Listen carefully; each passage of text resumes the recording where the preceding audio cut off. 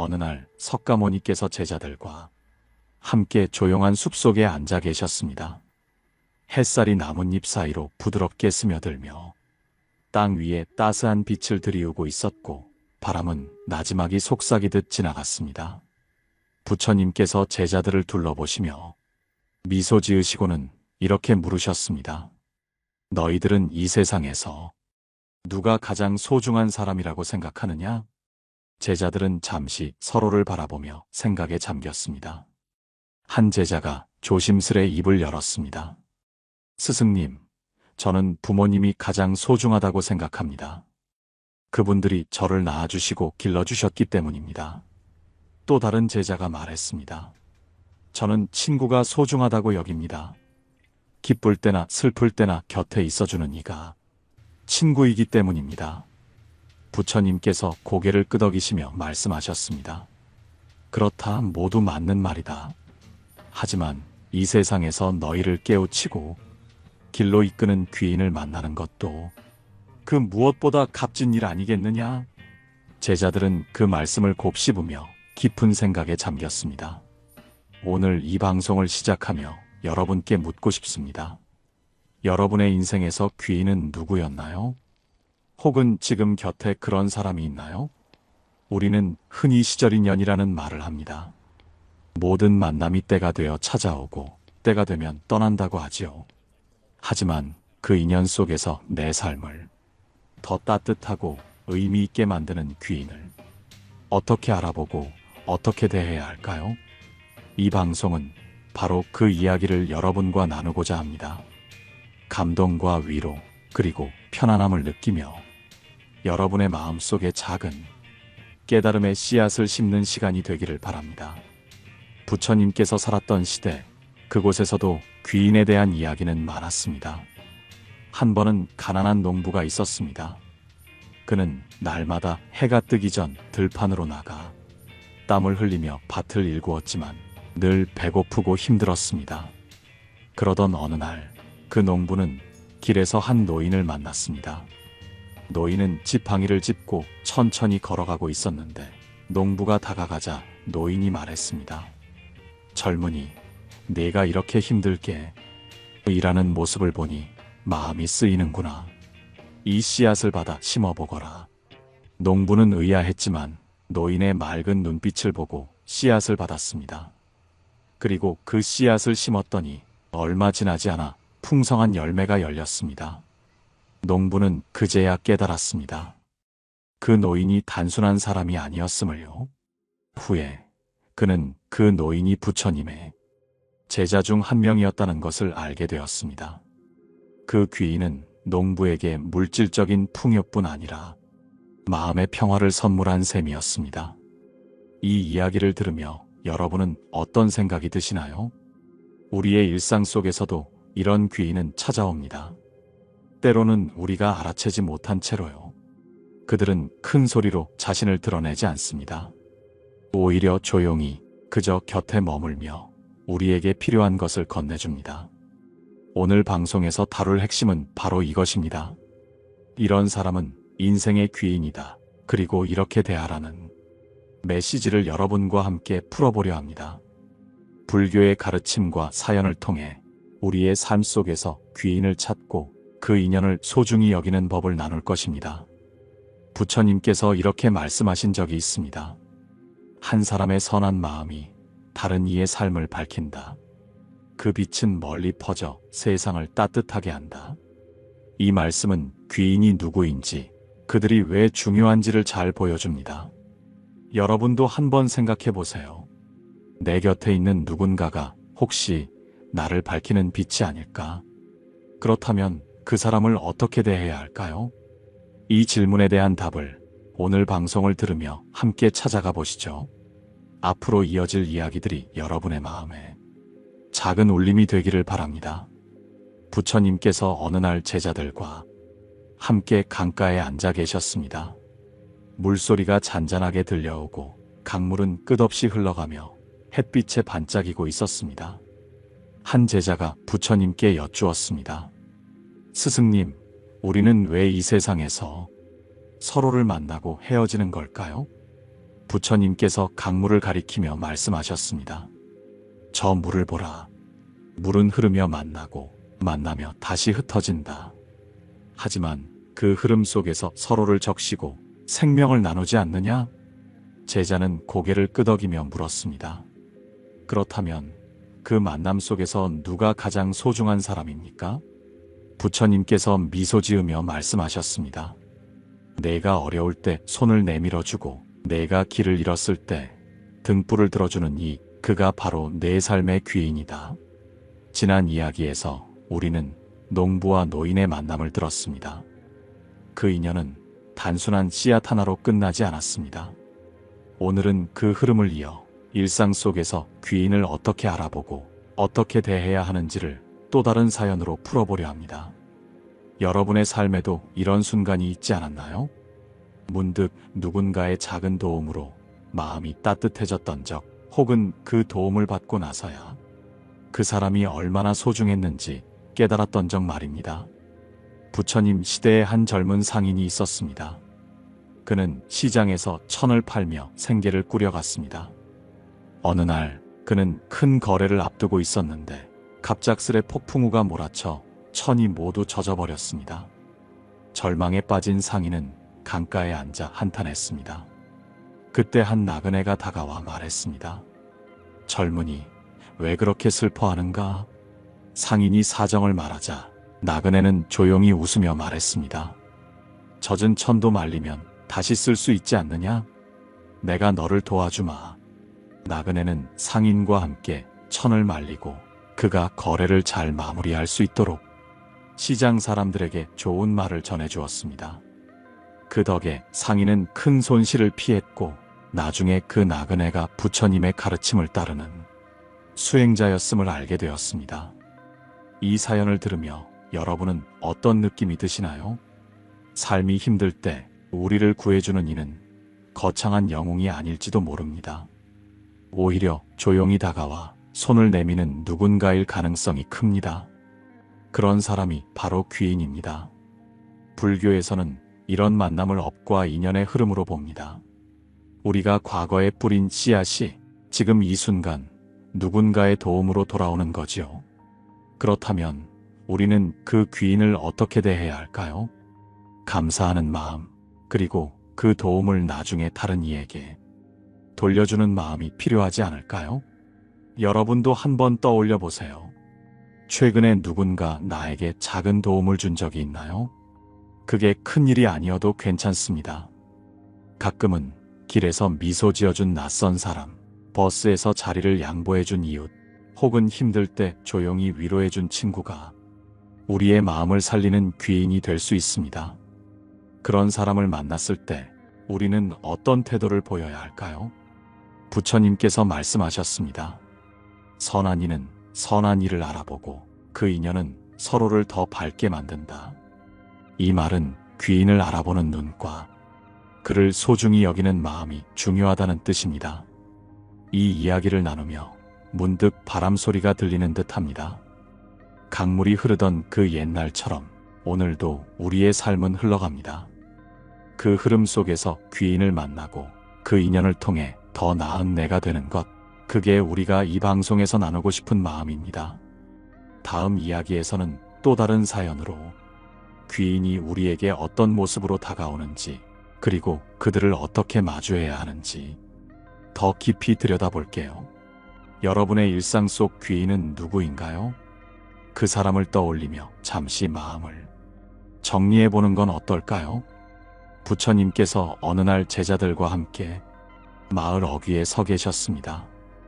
해가 서서히 지며 하늘을 붉게 물들이고 마을 사람들의 웃음소리가 멀리서 희미하게 들려왔습니다. 한 제자가 부처님께 여쭈었습니다. 스승님, 저는 때로 사람을 믿기가 어렵습니다. 누가 진심으로 나를 돕는지, 누가 그저 스쳐 지나가는 인연인지 알 수 없어서입니다.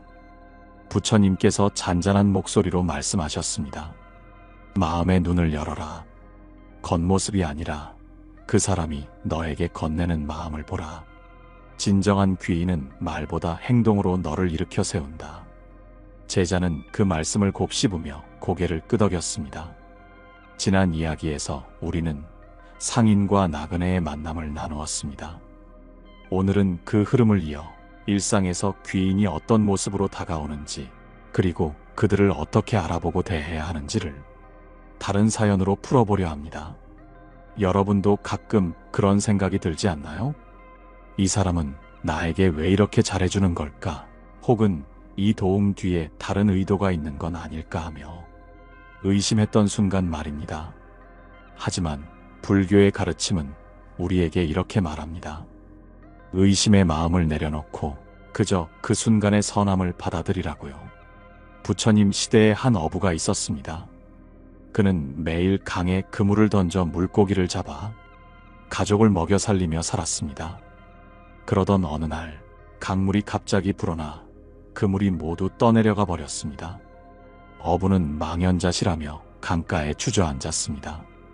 그때 한 노파가 다가와 말했습니다. 젊은이, 그물을 잃었다고 슬퍼만 하지 말고 내게 배운 대로 새 그물을 만들어 보거라. 어부는 처음엔 귀찮게 여겼지만 노파의 따뜻한 눈빛에 이끌려 그를 따라갔습니다. 노파는 어부에게 그물 짜는 법을 하나하나 가르쳐 주었고, 며칠 뒤 어부는 새 그물을 만들어 다시 물고기를 잡을 수 있었습니다. 그 후 어부는 노파를 찾아 감사 인사를 전하려 했지만 노파는 이미 마을을 떠난 뒤였습니다. 나중에 그는 그 노파가 부처님의 가르침을 따르는 이였음을 알게 되었습니다. 이 사연을 들으며 여러분은 어떤 마음이 드시나요? 귀인은 때로 우리가 기대하지 않은 순간에 나타납니다. 그들은 큰 것을 주지 않을지도 모릅니다. 하지만 그 작은 도움, 그 한마디 말이 우리의 삶을 다시 일으켜 세웁니다. 불교에서는 이를 보시의 마음이라고 합니다.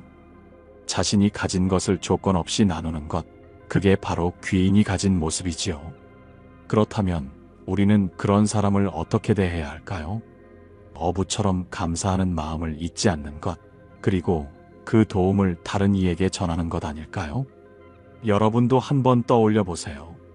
내 삶에서 내가 잃어버린 그물을 다시 짜게 도와준 사람은 누구였나요? 그게 물질적인 도움이 아니어도 괜찮습니다. 어쩌면 힘들 때 따뜻한 말을 건네준 동료, 혹은 내가 넘어질 때 손을 잡아준 가족일 수도 있습니다. 그런 사람이 곁에 있다면 그들을 어떻게 바라보고 계신가요? 부처님께서 말씀하셨습니다. 작은 씨앗 하나가 큰 나무가 되듯 작은 선함이 세상을 바꾼다.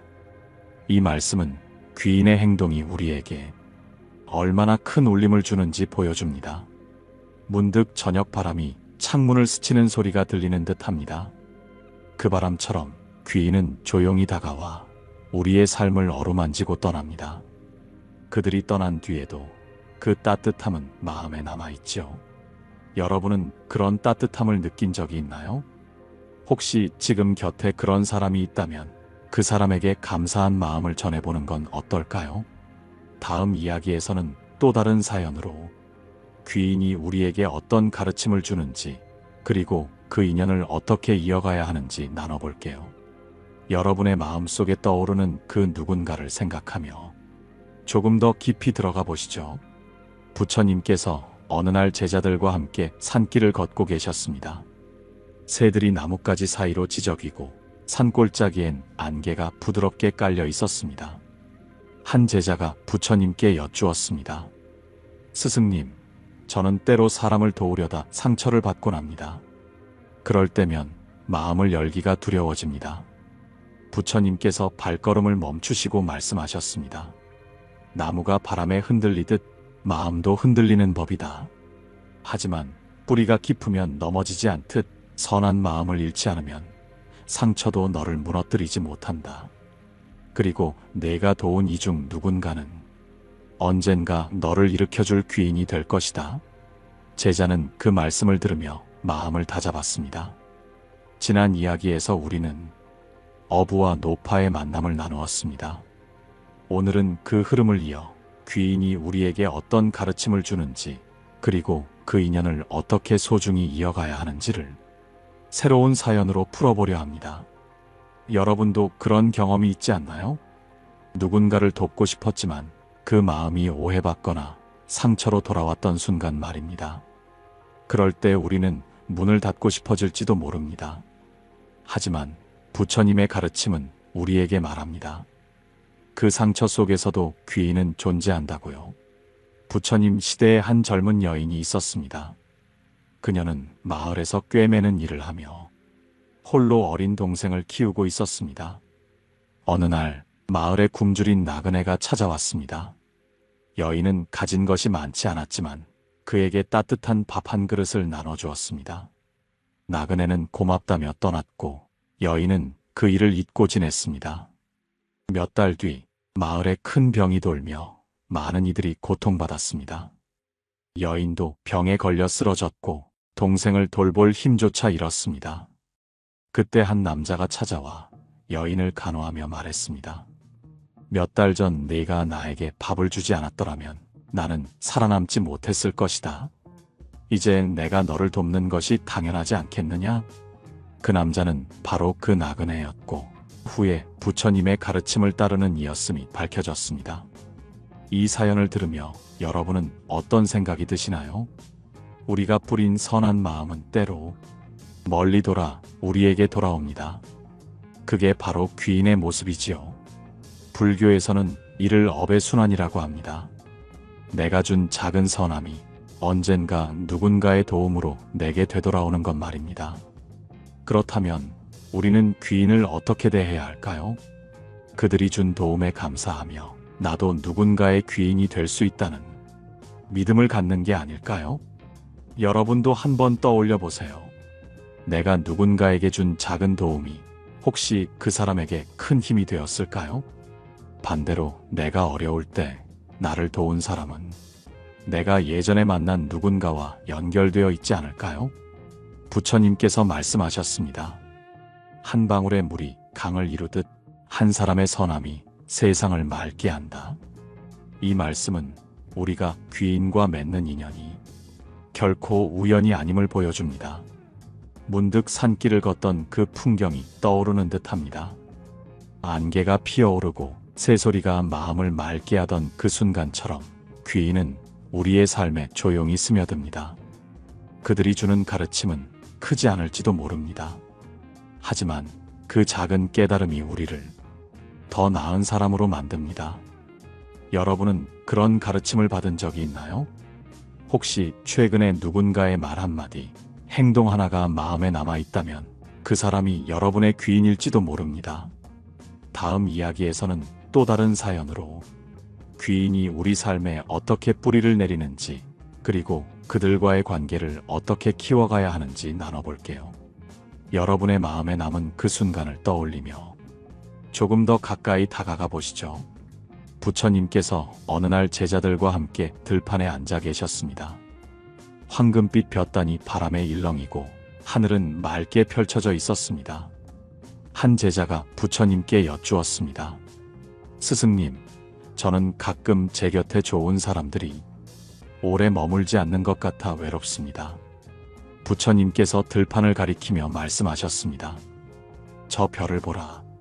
때가 되면 자라고 때가 되면 베어진다. 하지만 그 씨앗은 다시 땅에 뿌려져 새로운 생명을 낳지 않느냐? 사람도 마찬가지다. 곁에 머물지 않더라도 그들이 준 선한 마음은 내 안에 뿌리를 내린다. 제자는 그 말씀을 들으며 마음의 짐을 내려놓았습니다. 지난 이야기에서 우리는 여인과 나그네의 만남을 나누었습니다. 오늘은 그 흐름을 이어 귀인이 우리 삶에 어떻게 뿌리를 내리는지, 그리고 그들과의 관계를 어떻게 키워가야 하는지를 또 다른 사연으로 풀어보려 합니다.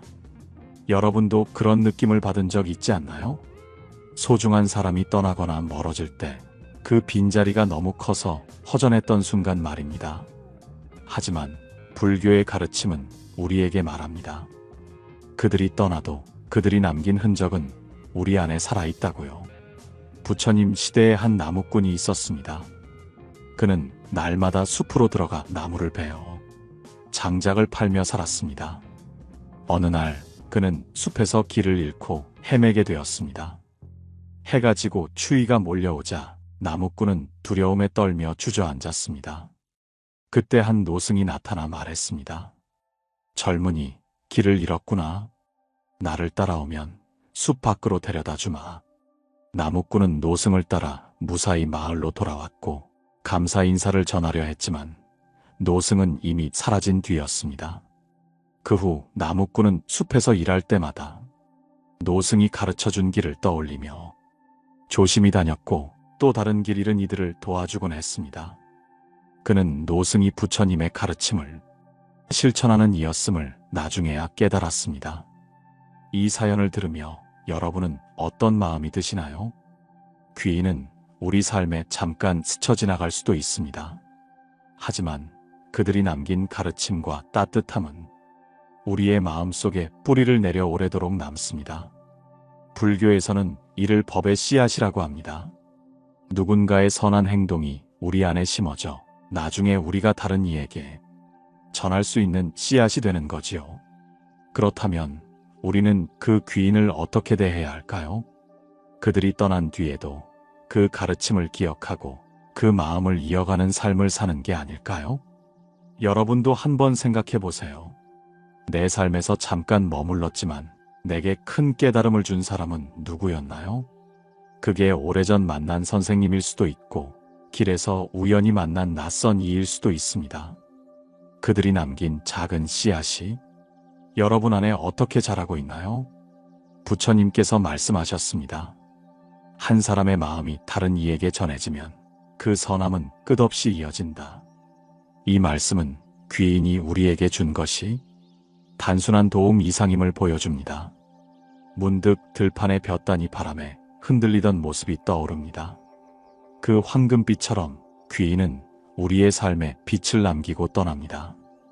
그 빛은 때로 눈에 보이지 않을 만큼 작지만 마음속에서 조용히 자라며 우리를 따뜻하게 합니다. 여러분은 그런 빛을 느낀 적이 있나요? 혹시 지금 곁에 있는 누군가가 그런 씨앗을 심어주고 있다면 그 사람을 조금 더 소중히 바라보는 건 어떨까요? 다음 이야기에서는 또 다른 사연으로 귀인이 우리 삶에 어떤 변화를 가져오는지 그리고 그 인연을 통해 우리가 무엇을 배울 수 있는지 나눠볼게요. 여러분의 마음속에 뿌리내린 그 기억을 떠올리며 조금 더 깊이 들어가 보시죠. 부처님께서 어느 날 제자들과 함께 마을 광장에 서 계셨습니다. 사람들이 저마다 밥 비워가고 아이들의 웃음소리가 공기를 채우고 있었습니다. 한 제자가 부처님께 여쭈었습니다. 스승님, 저는 때로 제 삶이 왜 이렇게 힘든지 모르겠습니다. 하지만 그 와중에 누군가 저를 도울 때면 이상하게 힘이 납니다.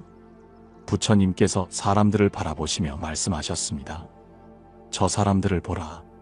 각자 짐을 지고 있지만 서로 돕고 의지하며 살아간다. 내 삶에 힘이 되는 이는 내가 그 어려움을 겪어야 할 이유를 알려주는 귀인이다. 제자는 그 말씀에 고개를 끄덕이며 미소 지었습니다. 지난 이야기에서 우리는 나무꾼과 노승의 만남을 나누었습니다. 오늘은 그 흐름을 이어 귀인이 우리 삶에 어떤 변화를 가져오는지 그리고 그 인연을 통해 우리가 무엇을 배울 수 있는지를 새로운 사연으로 풀어보려 합니다. 여러분도 그런 순간이 있지 않았나요? 삶이 너무 버거워 주저앉고 싶을 때 누군가의 작은 손길이 나를 다시 일으켜 세웠던 경험 말입니다. 불교의 가르침은 우리에게 말합니다. 그 손길이 바로 귀인의 모습이고 그들은 우리에게 단순한 도움 이상을 준다고요. 부처님 시대에 한 도공이 있었습니다. 그는 날마다 진흙을 빚어 그릇을 만들며 가족을 부양했습니다. 어느 날 그의 가마가 무너지며 모든 그릇이 깨져버렸습니다. 도공은 망연자실하며 집으로 돌아와 며칠을 먹지도 일어나지도 못했습니다. 그러던 중 한 이웃이 찾아와 말했습니다. 내가 힘들어하는 걸 보니 마음이 아프구나. 내 진흙을 가져가 새 그릇을 만들어 보렴. 도공은 처음엔 망설였지만 이웃의 진심 어린 말에 힘을 내어 다시 가마를 고치고 그릇을 빚었습니다. 그 뒤 도공은 더 단단한 그릇을 만들게 되었고 그 이웃이 부처님의 가르침을 따르는 이였음을 알게 되었습니다. 이 사연을 들으며 여러분은 어떤 느낌이 드시나요? 귀인은 우리가 무너졌을 때 다시 일어설 수 있게 합니다. 그들은 단순히 물건을 주는데 그치지 않고 우리가 스스로 변할 수 있는 힘을 깨우쳐 줍니다. 불교에서는 이를 깨달음의 인연이라고 합니다. 어려움 속에서 만난 귀인이 우리에게 준 가르침은 삶을 더 단단하게 만드는 씨앗이 되는 거지요. 그렇다면 우리는 그 귀인을 어떻게 대해야 할까요? 그들이 준 변화에 감사하며 나도 누군가에게 그런 힘이 될 수 있도록 노력하는 게 아닐까요? 여러분도 한번 떠올려 보세요. 내가 가장 힘들 때 나를 일으켜준 사람은 누구였나요? 그게 큰 도움이 아니어도 괜찮습니다. 어쩌면 한마디 말, 작은 행동이 여러분의 삶에 변화를 가져왔을지도 모릅니다. 부처님께서 말씀하셨습니다. 어둠 속에서 빛을 주는 이는 그 빛을 받은 이에게 더 큰 빛을 남긴다. 이 말씀은 귀인이 우리에게 준 변화가 단순한 순간이 아니라 삶 전체를 비추는 힘이 된다는 뜻입니다. 문득 마을 광장의 소리가 떠오르는 듯합니다. 사람들이 서로를 돕고 웃던 그 모습처럼 귀인은 우리의 삶에 조용히 녹아듭니다. 그들이 가져온 변화는 때로 당장은 보이지 않을 수도 있습니다.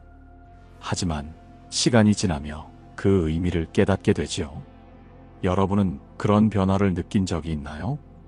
혹시 지금 곁에 있는 누군가가 여러분에게 그런 힘을 주고 있다면 그 사람을 조금 더 깊이 들여다보는 건 어떨까요?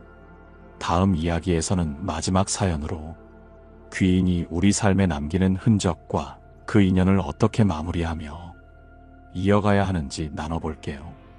여러분의 삶에 남은 그 변화를 생각하며 조금 더 가까이 다가가 보시죠. 부처님께서 어느 날 제자들과 함께 강가의 나무 아래 앉아 계셨습니다.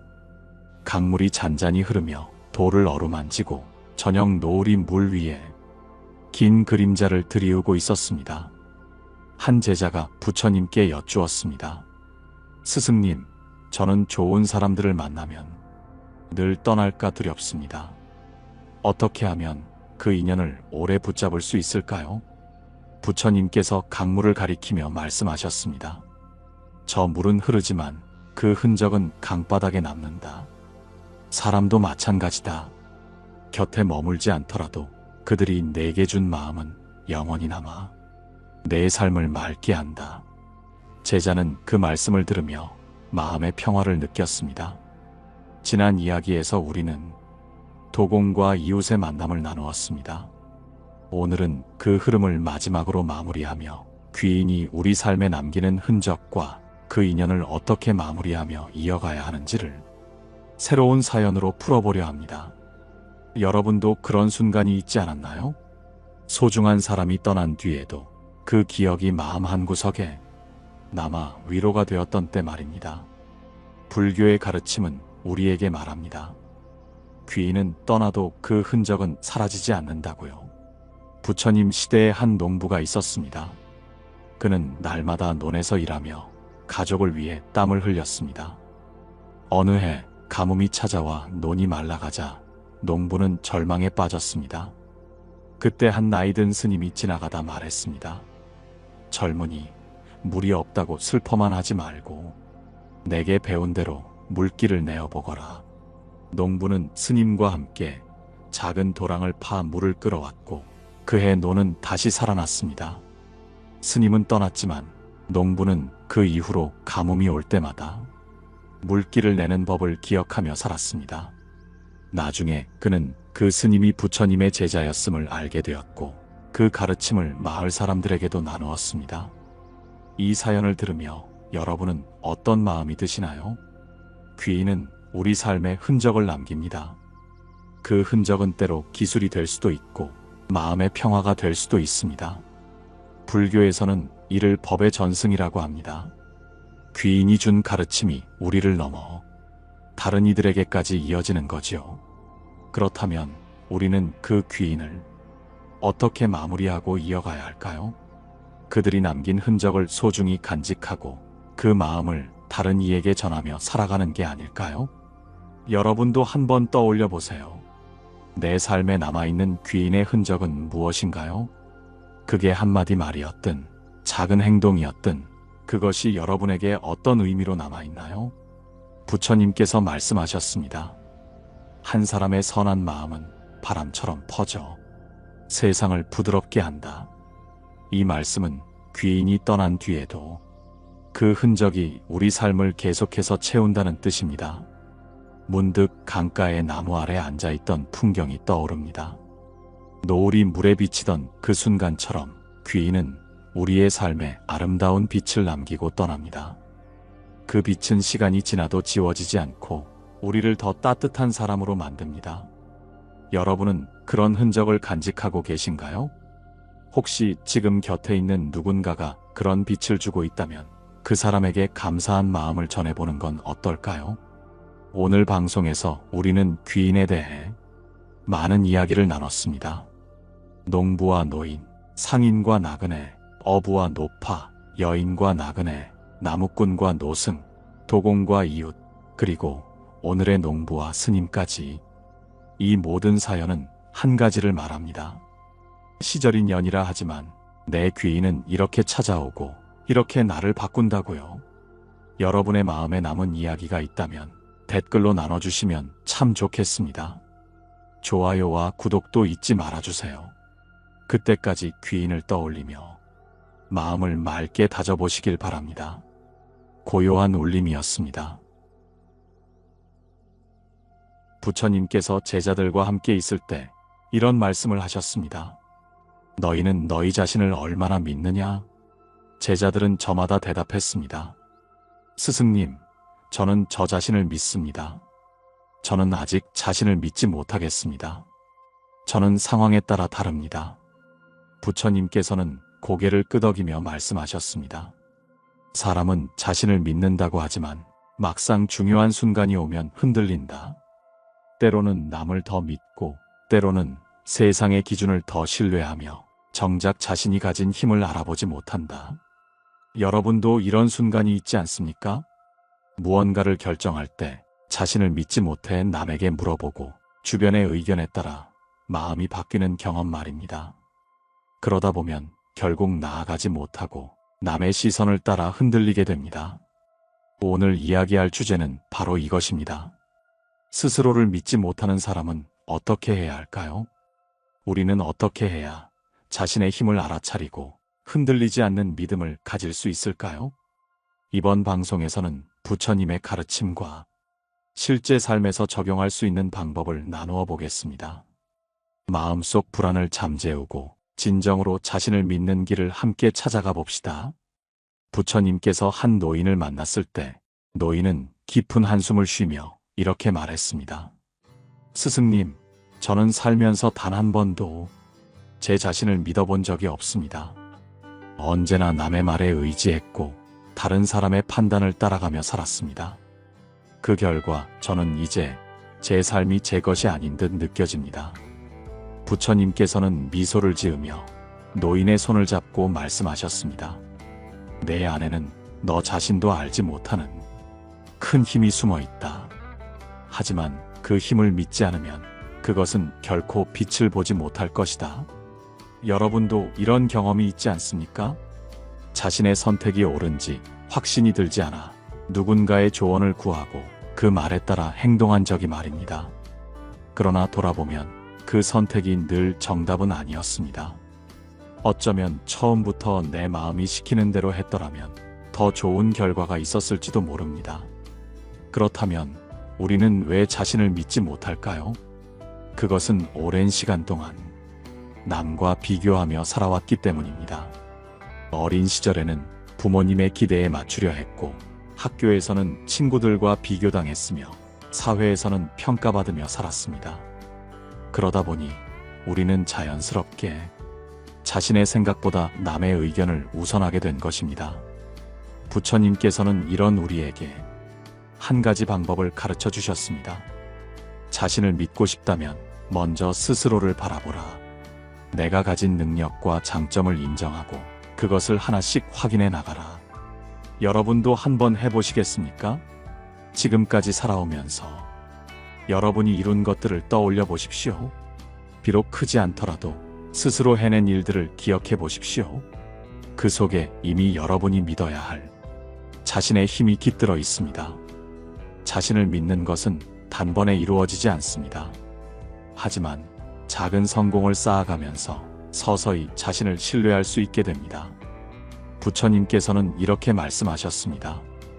작은 촛불 하나도 어둠을 밝히듯이 작은 믿음 하나도 내 안의 불안을 몰아낸다.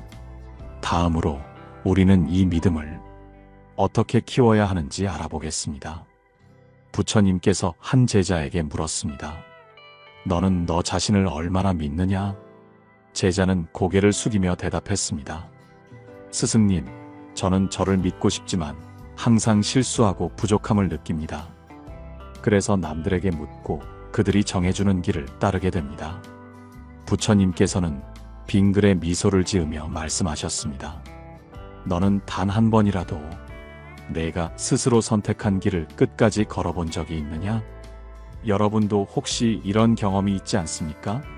무언가를 해보려 할 때 내 선택이 맞는지 확신이 들지 않아 끊임없이 남들에게 조언을 구하는 일 말입니다. 조언을 듣는 것은 나쁘지 않지만 문제는 그것이 반복되면 결국 우리는 스스로를 신뢰할 기회를 잃어버린다는 것입니다. 부처님께서는 이러한 마음을 극복하기 위해 자신만의 작은 실천을 하라고 하셨습니다.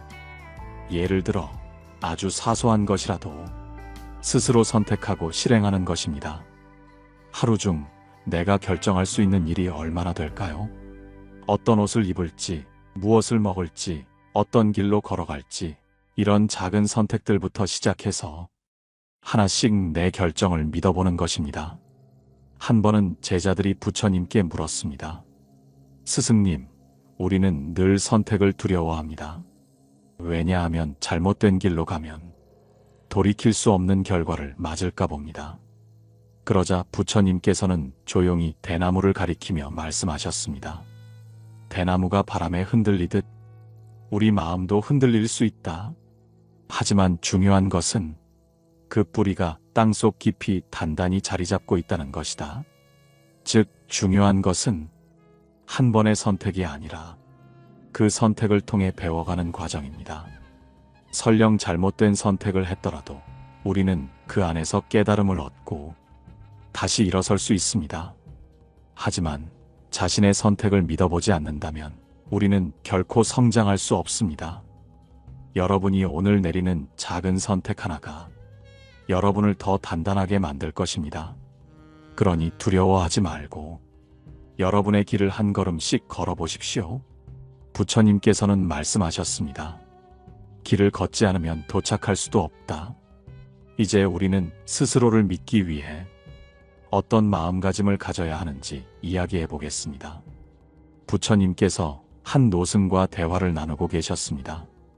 그 노승은 깊은 한숨을 내쉬며 말했습니다. 스승님, 저는 오랜 세월 수행을 해왔지만 아직도 제 자신을 완전히 믿지 못합니다. 결정할 일이 생기면 망설이고 선택을 하고도 후회하기 일쑤입니다. 제 마음이 이렇게 흔들리는 이유가 무엇입니까? 부처님께서는 노승의 손을 잡으며 말씀하셨습니다. 너는 지금까지 참으로 많은 길을 걸어왔다. 그렇다면 그 길이 모두 틀렸다고 생각하느냐? 노승은 고개를 가로저으며 말했습니다. 아닙니다, 스승님. 모든 길이 저를 지금의 자리로 이끌었습니다. 그 길에서 많은 것을 배웠습니다. 하지만 저는 여전히 스스로를 의심합니다. 부처님께서는 미소 지으며 말씀하셨습니다. 너는 자신을 믿지 못하는 것이 아니라 오히려 너무 많은 것을 믿으려 하기에 힘든 것이다. 마치 강물 위에 떠 있는 나뭇잎처럼 이리저리 떠밀려 다니며 자신이 가야 할 길을 확신하지 못하는 것이다. 여러분도 혹시 이런 경험이 있지 않습니까? 내가 선택한 길이 맞는지 확신이 들지 않아 계속해서 다른 사람의 조언을 구하고 때로는 조언이 서로 엇갈려 더 혼란스러워지는 일 말입니다. 그럴 때 우리는 자주 후회합니다. 내가 다른 선택을 했더라면 어땠을까? 하지만 후회는 끝없는 미로와 같습니다. 한 번 빠지면 계속 같은 자리를 맴돌 뿐입니다. 부처님께서는 후회에서 벗어나려면 신념을 키우는 연습을 하라고 하셨습니다. 그 연습이란 거창한 것이 아닙니다. 아주 작은 것부터 시작하는 것입니다. 예를 들어 매일 아침 일어나 내가 반드시 지킬 수 있는 작은 약속을 정하는 것입니다. 오늘은 걷는 시간을 늘려보겠다. 오늘은 한 가지 새로운 것을 배워보겠다. 이런 작은 실천을 반복하다 보면 조금씩 자신을 신뢰할 수 있게 됩니다.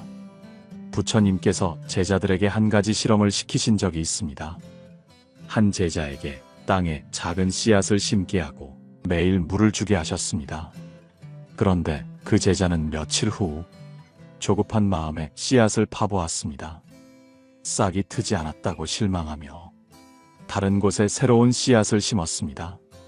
그러나 또 기다리지 못하고 파보았지요. 결국 그는 아무 열매도 얻지 못했습니다. 부처님께서는 말씀하셨습니다. 믿음이란 기다림과 같다. 조급한 마음이 앞서면 아무것도 제대로 자라지 못한다. 여러분이 스스로를 믿지 못하는 이유도 혹시 너무 빨리 결과를 원하기 때문은 아닐까요? 지금 당장 확신이 들지 않아도 괜찮습니다. 우리는 천천히 단단해지는 법을 배워야 합니다. 오늘부터 작은 것이라도 스스로 결정하고 믿어보십시오.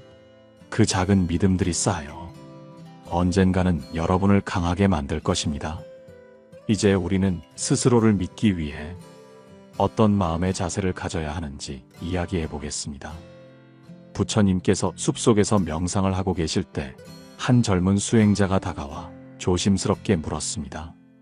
스승님, 저는 제 자신을 믿고 싶지만 늘 두려움이 앞섭니다. 제가 내리는 결정이 틀리면 어쩌나, 남들이 저를 인정해주지 않으면 어쩌나, 이런 걱정이 떠나질 않습니다. 부처님께서는 수행자를 바라보며 물으셨습니다. 내가 이 숲에서 길을 잃었다고 가정해 보아라. 너는 어떤 길을 선택하겠느냐? 수행자는 잠시 고민하다가 대답했습니다. 스승님, 제가 알고 있는 길을 선택하겠습니다. 그것이 가장 안전할 테니까요. 부처님께서는 고개를 끄덕이며 말씀하셨습니다. 그렇다면 만약 내가 전혀 모르는 곳에 있다면? 수행자는 잠시 머뭇거리다가 대답했습니다. 그럴 때는 방향을 정하고 걸어야겠지요. 어느 길이 정답인지 몰라도 멈춰 있으면 아무데도 갈 수 없으니까요. 부처님께서는 미소 지으며 말씀하셨습니다.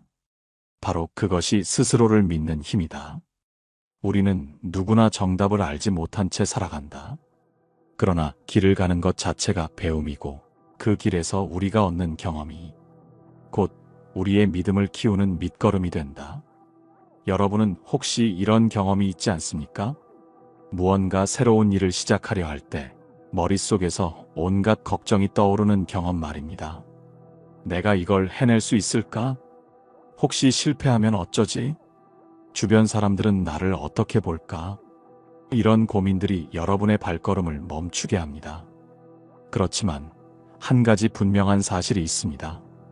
아무것도 하지 않으면 아무 일도 일어나지 않는다는 사실입니다. 부처님께서는 스스로를 믿으려면 작은 성공을 쌓아가야 한다고 말씀하셨습니다.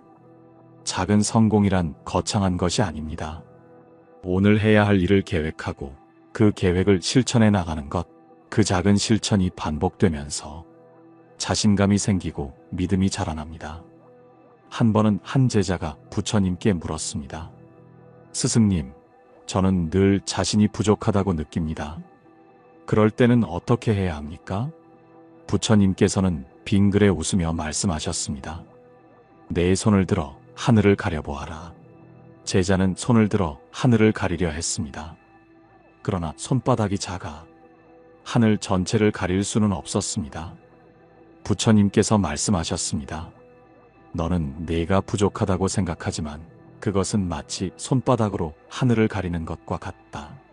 너의 부족함은 전체 중 아주 작은 부분일 뿐이다.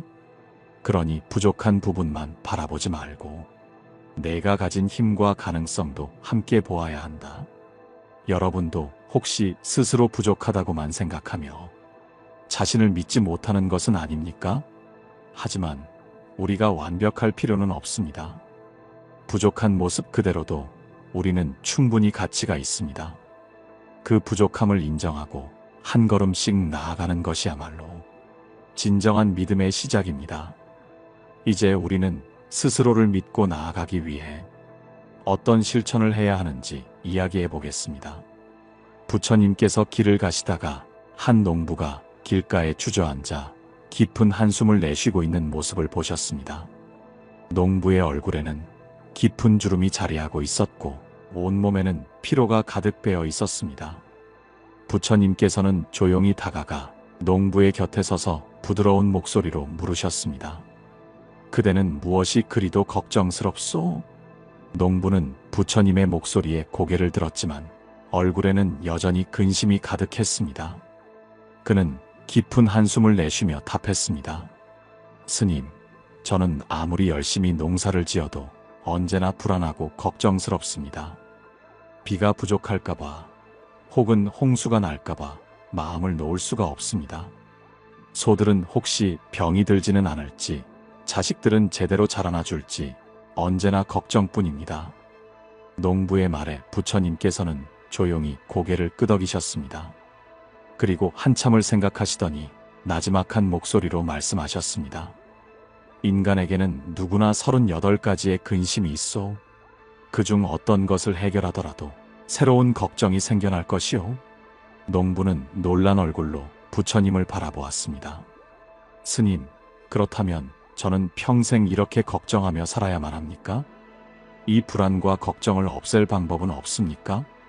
부처님께서는 부드럽게 미소를 지으며 농부의 어깨를 다독이셨습니다. 걱정을 없애려는 것이 아니라 걱정 속에서도 살아가는 법을 배우는 것이 중요하오. 비가 내릴까 걱정한다고 해서 그대가 할 수 있는 것이 있겠소? 소가 병에 걸릴까 불안해한다고 해서 그대가 소의 몸을 대신해 줄 수 있겠소? 중요한 것은 그 걱정에 휘둘리지 않는 것이오. 걱정이 찾아오더라도 그것을 붙잡고 늘어지는 것이 아니라 그 걱정을 그냥 흘려보내는 연습을 해야 하오. 농부는 부처님의 말을 듣고 한동안 아무 말 없이 가만히 있었습니다. 그의 얼굴에는 여전히 근심이 남아 있었지만 어딘가에서 작게나마 깨달음이 떠오르고 있는 듯 했습니다. 여러분도 혹시 이런 고민을 해보신 적 있습니까? 어떤 일을 하든 불안하고 혹시라도 실패하면 어쩌나 걱정이 앞서고 주변 사람들의 시선이 두려운 경험 말입니다. 이런 감정이 지속되면 결국 우리는 아무것도 하지 못한 채 주저앉고 맙니다. 하지만 여러분, 부처님께서 말씀하셨듯이 걱정을 완전히 없앨 수는 없습니다. 대신 그 걱정에 지배당하지 않고 그 속에서 균형을 잡는 것이 중요합니다. 그러려면 우리가 해야 할 것이 있습니다. 바로 지금 이 순간을 살아가는 것입니다. 한 번은 한 제자가 부처님께 물었습니다. 스승님, 저는 늘 미래가 불안합니다. 제 앞날이 어떻게 될지 알 수 없어 두렵습니다. 어떻게 하면 이 불안을 떨쳐낼 수 있습니까? 부처님께서는 조용히 손에 물을 한 움큼 떠서 제자에게 보이셨습니다. 그리고는 손가락 사이로 물을 천천히 흘려보내며 말씀하셨습니다. 이 물을 꼭 쥐고 있으면 결국 다 새어나가고 말 것이다. 그러나 손을 편안하게 벌리면 물은 자연스럽게 머물 것이다. 삶도 마찬가지다. 너무 꽉 붙잡고 있으면 불안과 두려움에 휘둘릴 것이고 조금 내려놓고 흐름을 따라가면 그 속에서 길을 찾게 될 것이다. 여러분, 우리도 마찬가지입니다. 스스로를 믿지 못하고 불안해할 때 우리의 손은 꼭 쥔 주먹처럼 굳어 있습니다.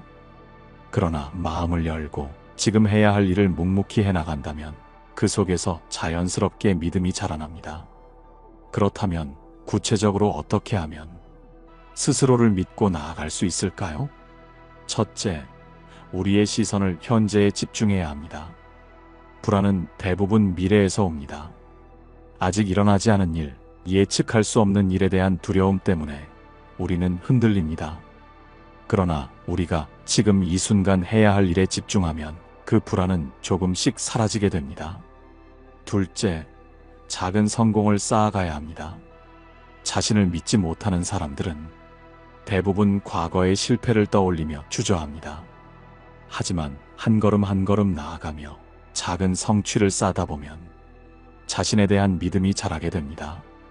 셋째, 자신의 가치를 남이 아니라 자신에게서 찾아야 합니다. 타인의 시선을 신경 쓰다 보면 우리는 쉽게 흔들리게 됩니다.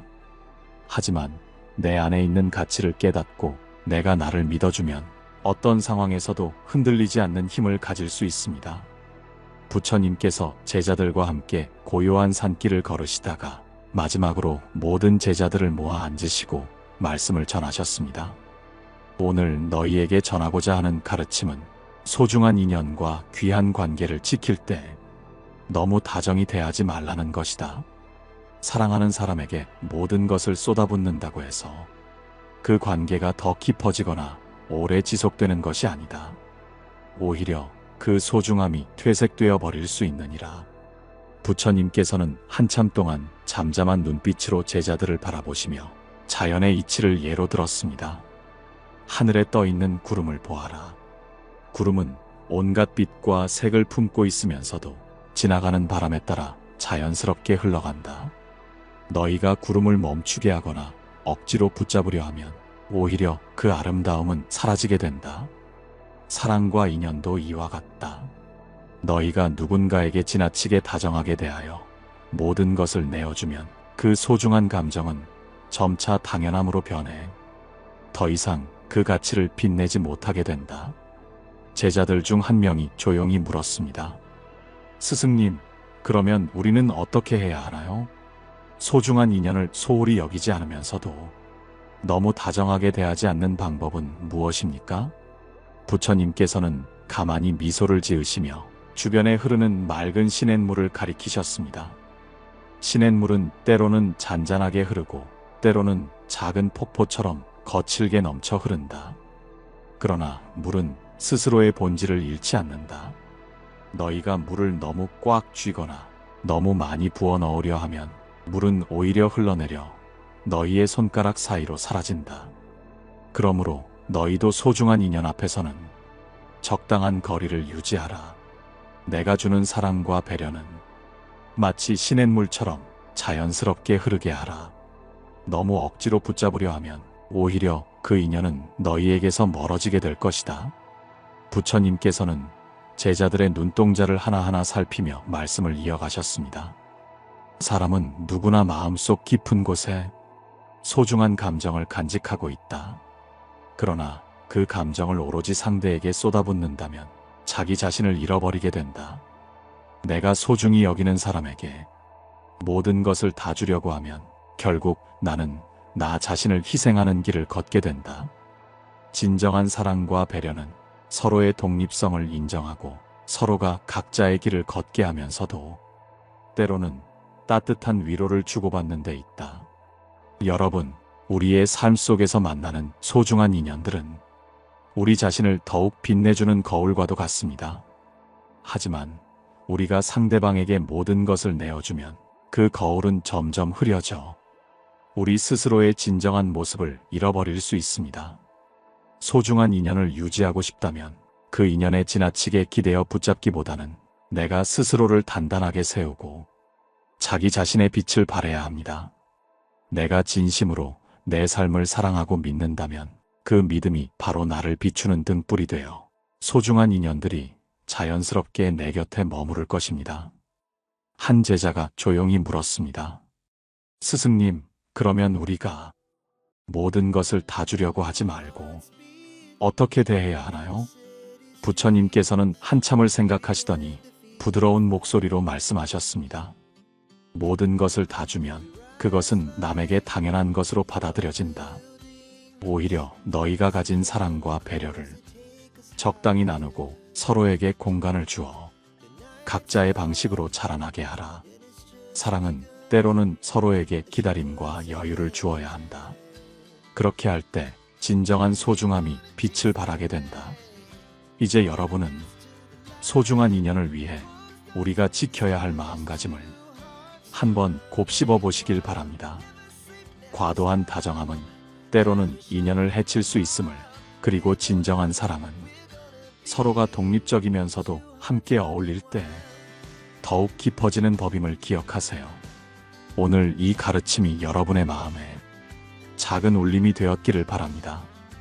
여러분이 만나는 모든 소중한 인연이 진심으로 서로를 존중하고 자연스러운 흐름 속에서 더욱 빛나기를 기원합니다.